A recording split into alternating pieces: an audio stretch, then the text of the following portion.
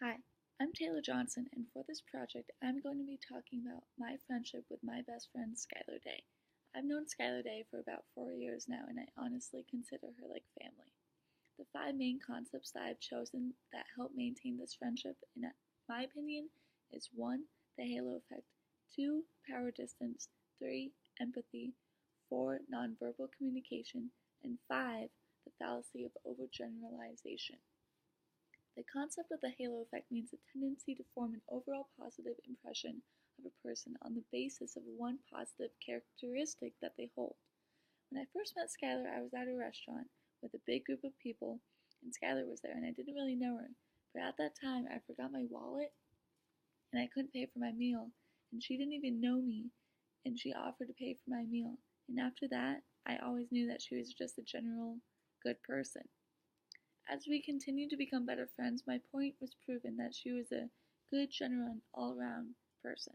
First impressions are so important because it says so much about who the person's character actually is, and more people need to recognize how important first impressions are because they need to stop giving chance after chance to people and hope that they will become a good person when they really will never and always disappoint you.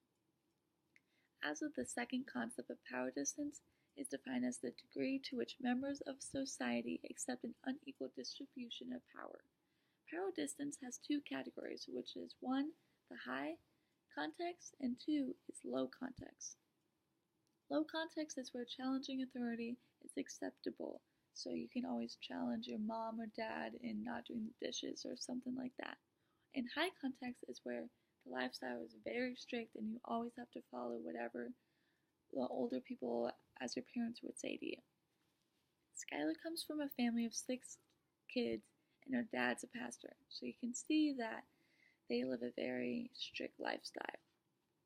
When I first went to Skylar's house, it was very odd because I didn't know how to act like myself because I come from a family where you can sit in front of the TV and just eat dinner. I never disrespected my mother, but we were never really strict in my household. And when I first met her and went to her family and saw her whole house and how shit they lived, they were very strict and by the rules. And I didn't really know how to act because I just don't live that way. But as time went on, they finally accepted me, and I consider their family like my own, and so does my family towards Skylar. The third concept of empathy is where the ability to recreate another person's perspective to experience the world from his or her point of view. In this friendship, we both share empathy for each other, and it's great because if we ever get into a disagreement, we can always look at the person's point of view and wonder, okay, this is what's going on in their life, and this is where they see that I'm in the wrong. Empathy is so important in any type of friendship because if you can't see the other person's point of view, you will never know why they are acting a certain way or what's causing this disagreement. But empathy involves the 3 areas, which are 1. Perspective taking, 2. Emotional contagion, and 3. A genuine concern for the welfare of the other person. If you have empathy in your friendship, you will always come to an understanding because you can set aside your own opinions and just focus on them and being in their shoes and, okay, this is what's going on and this is what I need to do to fix this because this is how they are feeling. As for the 4th concept of nonverbal communication, Skylar and I have this weird telepathy where if we just look at each other, we know exactly what each other are thinking. We have grown so close that this is how well we know each other.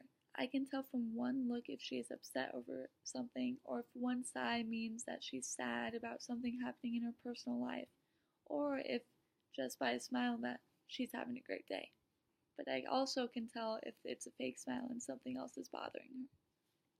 If you have nonverbal communication, connection with someone, it means that you know the person like the back of your hand, which is good because sometimes people tend to not actually tell what they are feeling, and you need those type of people to know your nonverbal communication skills to actually get that out of you so you can express how you truly are feeling. And finally, the fallacy of overgeneralization means when a person bases a belief on a limited amount of evidence.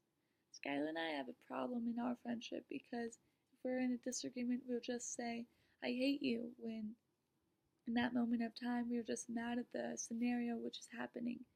So we need to work better on actually describing why we are feeling so angry or what we need to do to fix this problem. As of a whole, these 5 concepts actually make our friendship so much stronger because we actually see how we can fit as people and why we act the way we act. Thank you.